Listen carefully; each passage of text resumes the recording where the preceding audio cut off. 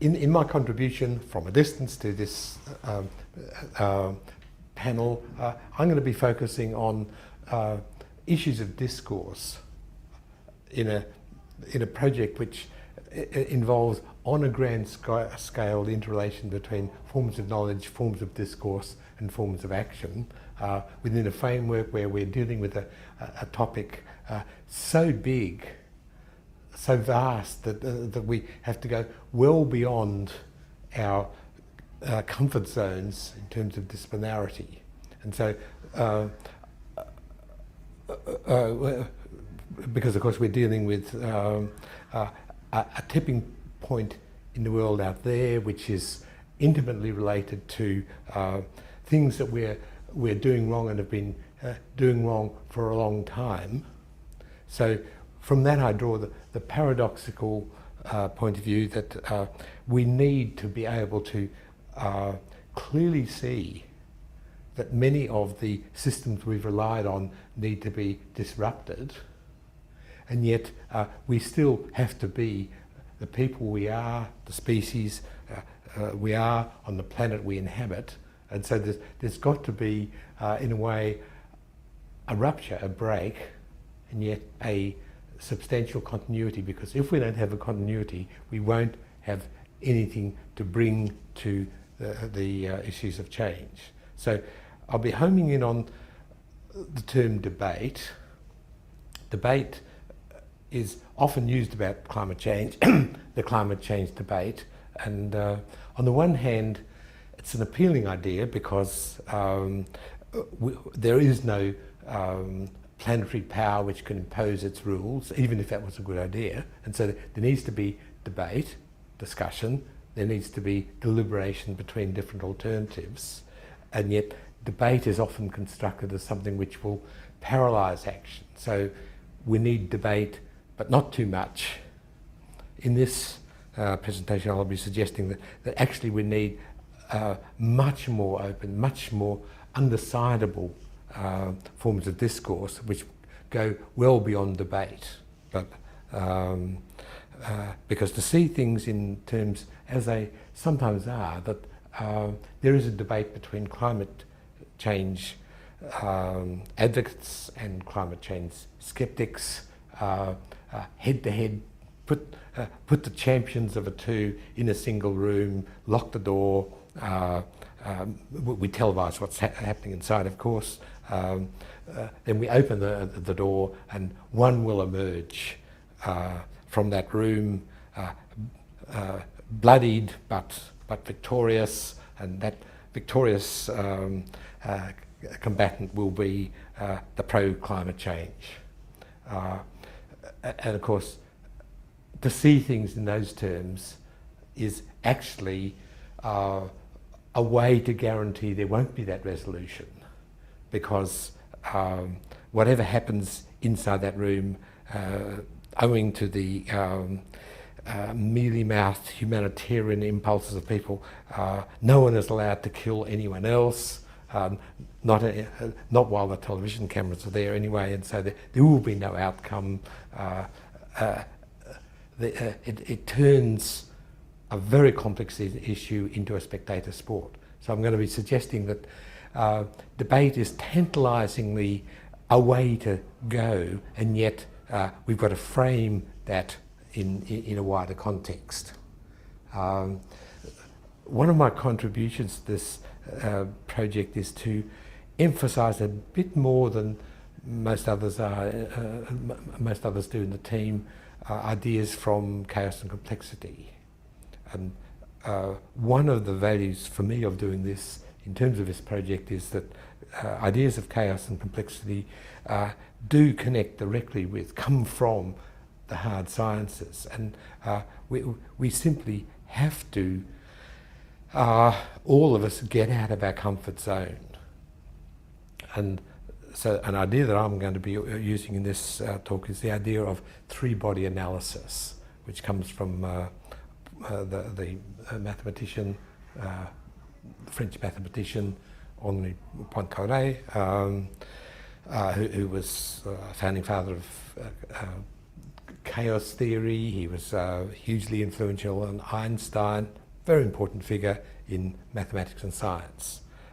The idea of three-body analysis is that if you take three bodies which are complexly interdependent, you will never reach a point where you can predict how they are related to each other, because at every point the ongoing interrelation will be creating new possibilities for the next relationship. And to me that's a beautiful model for how discourse happens. When you've got three interacting bodies, discourse will never settle down to a stable position, and yet it will be a system. So in this case, in this project, we're looking at the system of science, the system of museums, and the system of cultural studies. And a three-body analysis perspective will be thinking of, from any one point, it will be thinking of the other two as crucial others. Of course, we come from the cultural studies dimension, and from cultural studies, what I want to bring into the mix is the ideas of Bakhtin on different forms of communication, because I think they're very relevant to the other two forms of knowledge that we're dealing with.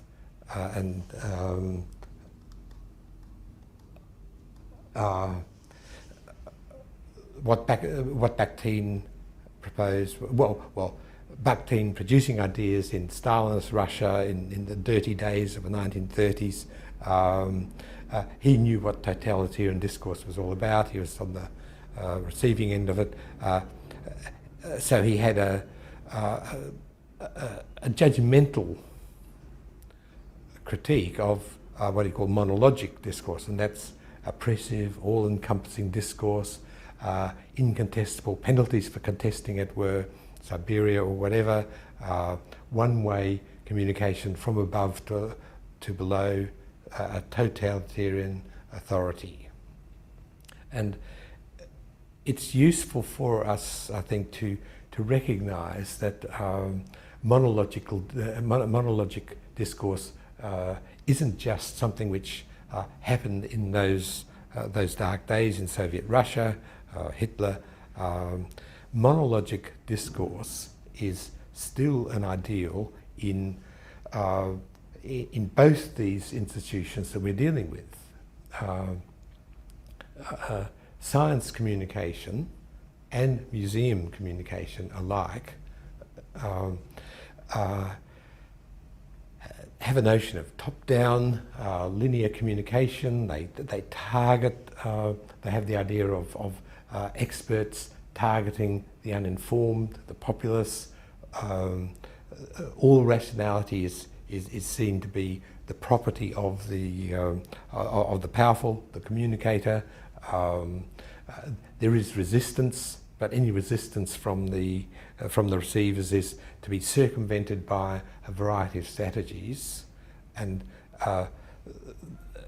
as this model has matured, it's taken on board new technologies as though these confirm the rightness of that model. So technology is co-opted, allied to monologic forms of communication.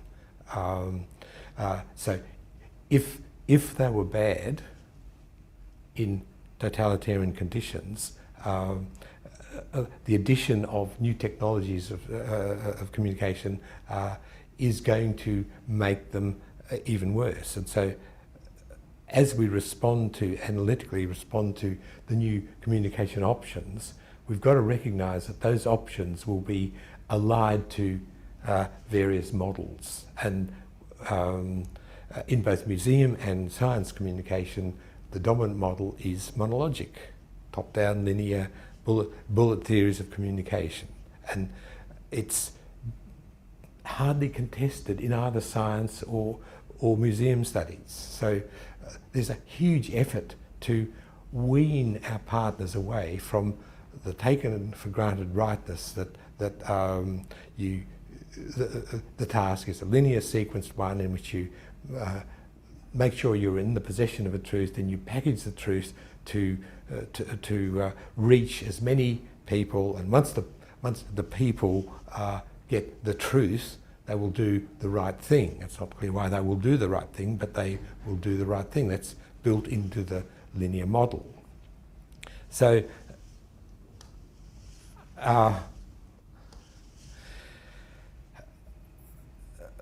what Bakhtin opposes to that is two ideas, and one is the dialogic principle. And the dialogic principle is interactive. It involves the co-construction of meaning by two partners. It works better and better the greater the commonality between the two communicators or multiple communicators. Politically speaking, it needs and produces a more democratic, interactive set of social relations. And a dilemma for many people in this climate change debate is that they feel so sure that they know what is right that they can't take the risk of listening, taking on board any other points of view. So they feel they're locked in. Their virtue locks them into totalitarian forms of communication. And these are the good people who we work with, who are partners, our partners in the project. So this is not an abstract problem out there. It's a problem which actually we really face, covertly or overtly, in every meeting with our partners. We either politely, from the cultural studies point of view, politely go along with the fiction that the truth is already known, our partners know it, and we just need to refine the technology to get the message across, as against a much more radical, inconvenient position which says that no, the truth, not only is the truth not known, it is better that it's not known and put into doubt, that it's continued contested and recreated in interactions with people, between people, some of whom don't know as much as the people who are our friends sitting around the table. So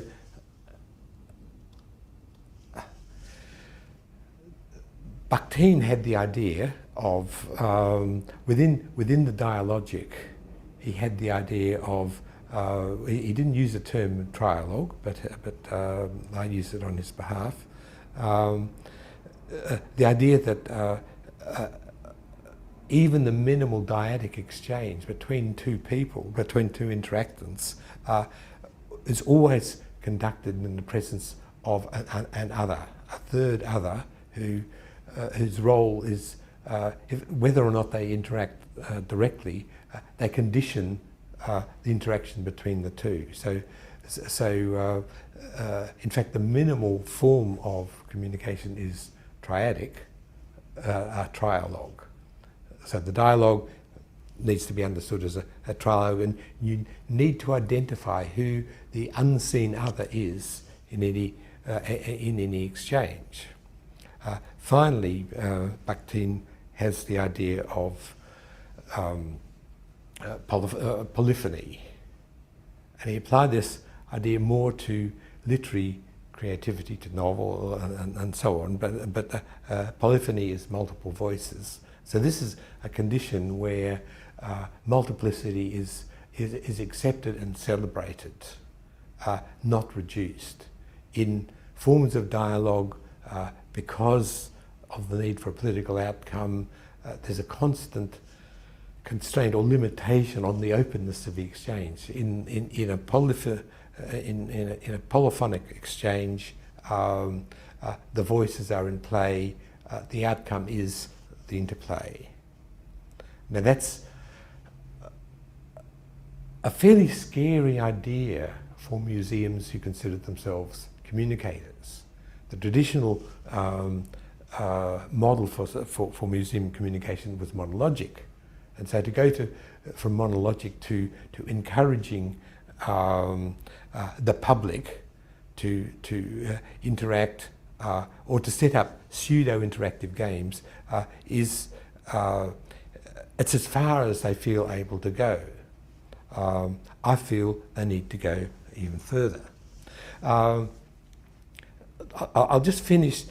This has been a bit abstract so far. I want to home in on a beautiful little episode which illustrates many of the things I'm saying. And the Australian Museum is one of our partners. It's got absolutely admirable staff members who are committed to this issue of climate change, committed to museums not being repositories of knowledge, but active players in the grand movement, which affects us all, and we all have every right to engage in. And so these idealistic, hard-working, committed people.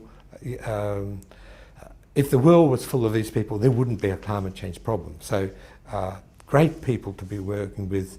They're our partners in this project, which is a linkage project. So they provide money as well as their energies.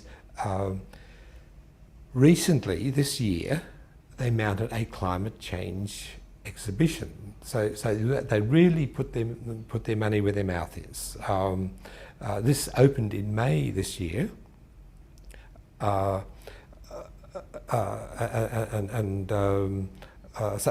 they're really doing something about climate change and stimulating a consciousness, participating in the debate. So I'll just use that term debate for the moment.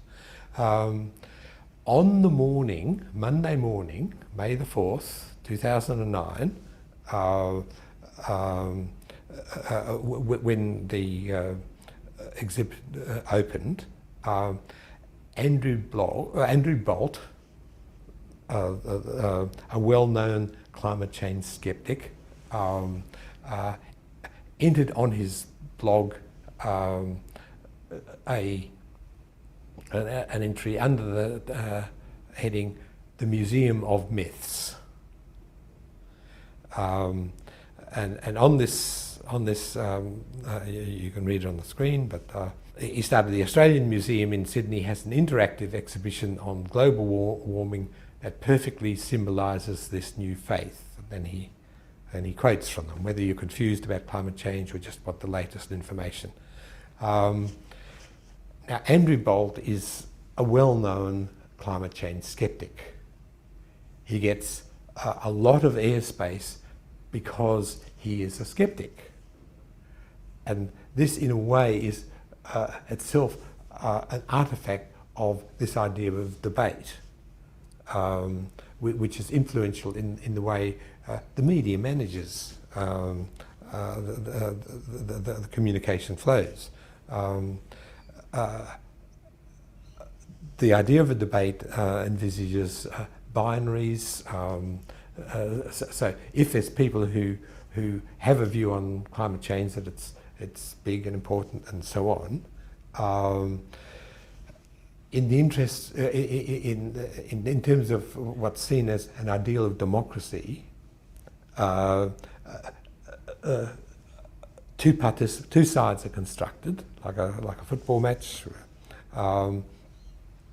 and Andrew Bolt, the climate change skeptics, get more airspace than well, to some degree there's an aim to have equality of airspace, irrespective of how many people agree with either side. So in a way, it's normalising, regularising a very complex scene as though there were just two positions, each equally important, which will engage with each other and the best one will win, supposedly.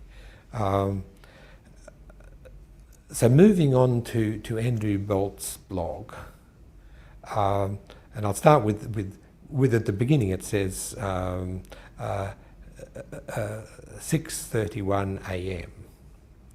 Right now, it's a blog.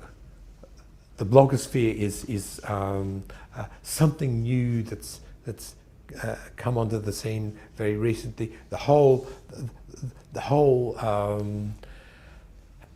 conception of cyberspace is something very new, and in dealing with we've got to come to terms. Everyone has got to come to terms with not simply the climate change phenomenon, which is in geological terms a revolution, a dramatic change in conditions, in the physical conditions, by interaction of biological, geological, etc. systems. But then there's these changes in information technology, and we in this project simply have to take account of that. It's part of our expertise. It's not the part of the expertise of all people in cultural studies. In fact, if we probed a little below the surface, we'd find more than a few technological Luddites who haven't made the transition into the new information age. But fortunately, none of them are present in this room as I speak, because I'm not in this room.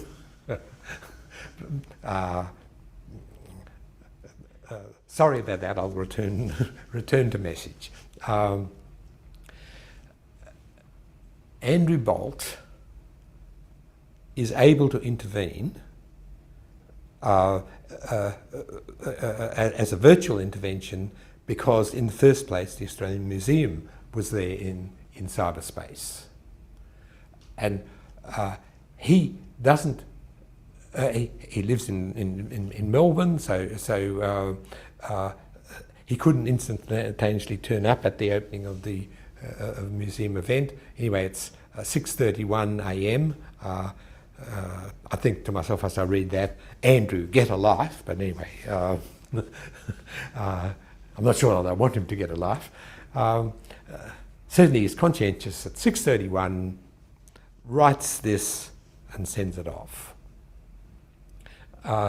And he's able to do this because this exhibition has left material reality and entered cyberspace, and so this debate then becomes an interaction in cyberspace.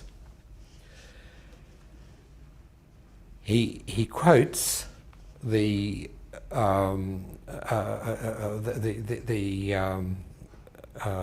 enemy, and so in a way he's actually playing fair. This is a debate which the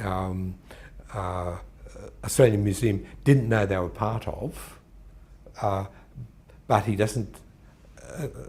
I haven't checked this, but I believe he hasn't changed the text here. And the interesting thing is that this text does not need to be changed by a climate change skeptic. He is confident that all he needs to do is to quote the enemy to his friends, and they will see it as ridiculous and derisory with very little assistance from him. Now that's a very interesting, and it should be troubling fact to the climate change proponents. He is diagnosing this discourse as repellent, self-contradictory, self-defeating, self-negating. So what is it about it which, as far as he's concerned, works so well for his people? And I think the answer, if you look at it somewhat critically, and these are our partners, we're completely on side with the Australian Museum. I'm completely on side with the Australian Museum. People like Linda Kelly, absolutely great person. However, as part of their professional expertise, they've written a monologic discourse which immediately comes apart when it's inserted in a dialogic debate framework. Because the pretensions to knowledge and power are exposed simply by being read by someone who's not formed by that monologic communication system. So whether you're confused about climate change or just want the latest information. So this is constructing the whole population into two groups. These two groups are not debating with each other. The difference is only that one lot is confused and they want the certainty which the museum provides. The other lot, they're not confused, but they still want the certainty the museum provides. So in a way there's a pseudo division of a population while leaving out most of them. And there's only one solution. The museum as expert has the certainty which everyone who they can think of wants. And of course there are many people who don't want that. So at the same time as this monologic discourse claims to have an all encompassing reach, in fact it excludes most people, including all the climate change skeptics. So Andrew Bolt, in fact, doesn't need to play very dirty or unfair. He just adds, he quotes more of the blurb, and then he goes on to make his notes, and he says, note, the exhibition's utter certainty that the world is warming and its failure to concede there's a debate. Well, I'm not on Andrew Bolt's side, but he's unerringly right that this exhibition is based on utter certainty, and it doesn't concede there's a debate. And I say that the issue of debate is problematic and so on, but it's a social fact that there is a debate.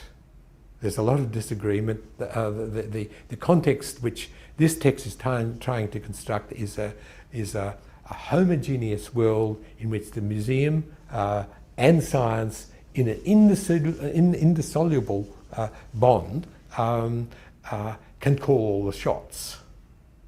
So in this case, as against the totalitarian regime in the USSR that Bakhtin was oppressed by, in this case it's not. It's a fantasy of power. So the cost of the fantasy of power is the loss of actual capacity to shift people. So what should the Australian Museum do? I think the museum, the exhibit itself is non-dialogic along the lines of Fisher of the overriding text.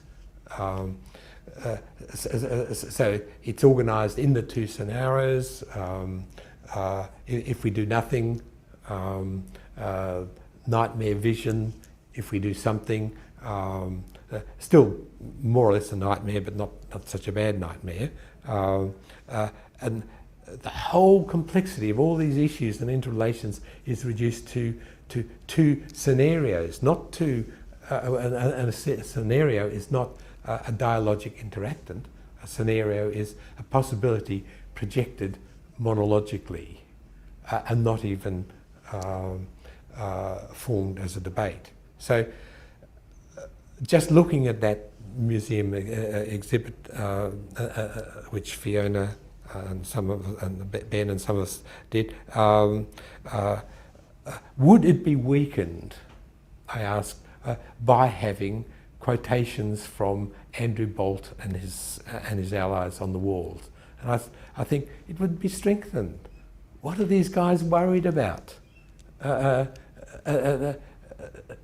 a polyphony the ideal of polyphony, of having voices from ranging from Andrew Bolt and the Boltettes, his fan group, with much wider range of people and views and so on. It just simply would be better communication. I think it's the only communication we can have. So beyond the monologue is the debate. Beyond the debate is forms of dialogue. Beyond that is the polyphony, which is the only thing really that can save the planet. Thank you.